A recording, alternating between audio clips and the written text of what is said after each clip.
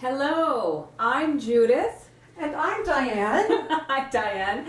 And we're the Hot Potato Mamas. And we have written this wonderful book, Fed Up with Being Fat and Sick. We're very proud of it. And in today's video, we are going to be talking about Amy. Amy's had incredible success following Dr. McDougall's Starch Solution plan. Okay, so keep this book in mind too. We'll talk a bit about Amy. She'd been overweight, or actually obese, pretty much her whole life. Throughout her teens and 20s, she went from diet to diet to diet, and she'd lose 20 pounds, and then she'd go back to her old way of eating, and then she'd be up 25 pounds. She did what I know I did to myself, was that I dieted my way up to a huge weight, and that's what Amy did. By the time she'd given birth to her third child, her BMI topped out at 45, which is the highest level of obesity. It's called class 3 morbid obesity. It's very, very concerning. And Amy was having health problems because of her weight. She'd had to have her gallbladder removed. She was taking statin drugs, and her blood pressure was high. She was experiencing arthritic pains. There was arthritis showing up in her back, her knees, her hips, and her fingers. Her fingers were always sore and stiff, another sign of arthritis. And at this point, all of these health problems, Amy was only 31 years old. And there's a picture of Amy at 31 years old, and that's her when she was morbidly obese. And so anyway, luck would have it, Amy discovered Dr. John McDougall's website because she was a voracious reader and seeker of information. And she realized at some point in her journey that this diet, the Starch Solution diet by Dr. John McDougall, was the answer to her obesity problem. She knew that this was it. It was just a matter of getting her head around the idea. So she followed his plan for a year, lost 40 pounds, and during that time she and her husband wanted to have their fourth child. And up until that point she could no longer get pregnant again because of her diseases that were taking over her body and her weight problems. And then all of a sudden she was able to get pregnant with the weight loss, which is just phenomenal for them. So they had a child, a nice little boy, and then right after she had the baby, she forgot all about Dr. McDougall and went back to her old habits of eating and regained the 40 pounds. However, she didn't give up, and she kept trying, and along her journey she discovered that she kept coming back to Dr. McDougall because she knew that it worked, and she loved his integrity and his passion for what he was doing, and all the success, the thousands of people that are successful in his program. Wow. Yeah. And they're all posted on his website, right? So through his website, she discovered Dr. Alan Goldhammer and Dr. Doug Lyle's book called The Pleasure Trap.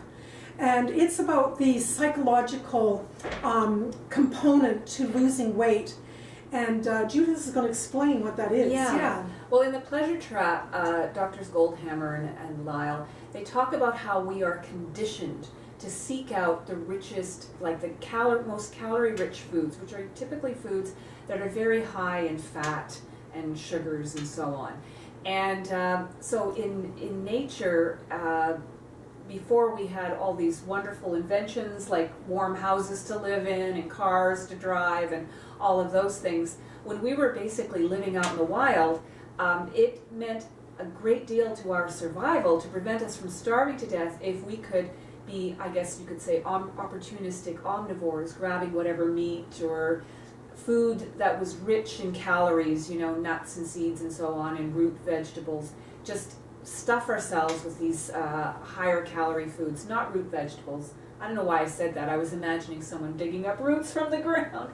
Anyway, so the whole idea is that by this idea of conditioning our minds to, or our whole self is conditioned to this, it becomes very difficult in these times of abundance where there's all kinds of food all around us. And that's what Amy found, in her environment. She had access to all kinds of really rich foods. And she could use it to calm herself, to cope with life's challenges. But the most important thing, as she said, was that there wasn't really anything wrong with her. As she said, and we're going to quote her, all those years of anguishing, that if I could only temper my appetite or use my willpower just a bit longer. Hey, willpower? You all know that one. It was all such a waste of energy and emotion. I was doing what I was designed to do, and I simply needed to adjust my environment. I realized that's what I had to do in order to have success, because I couldn't change my personality or my genetics. From all that, the thing that Amy learned was that she wasn't eating enough of the right kind of food. And the right kind of food are larger portions of the healthy starch-based foods that John McDougall is suggesting in this book. And he is saying eat 80% starch-based foods. So when we talk about that, we're talking about rice, beans, potatoes, lentils, sweet potatoes, corn, those kind of things. Those are the starches, and that's what's going to satisfy your appetite and keep you satiated and help you lose weight. And that's not what the current status quo thinks. I mean, that's not really what everybody's thinking these days. She also figured out that she thrived on meeting other people. And so that's when she was able to join Dr. McDougall's, he has a chat room on his website. And also she was one of the founders of our Starch Solution meetup group in Toronto, where we all came together. And it's phenomenally supportive of one another. So anyway, it's taken Amy 2.5 years, but she has lost, get a load of this, 120 pounds in 2.5 years. And this is what our Amy looks like now. That's what Amy looked like before, and now look at her now. This is 120 pounds difference. And it's a challenge. She every day she has to be mindful of what she's doing. She says, "My obesity needs to be managed like a disease, and the treatment is the proper natural diet that we evolved to eat. As long as I continue the treatment, my disease will stay in remission. It's that simple." So what's your takeaway from Amy's story today?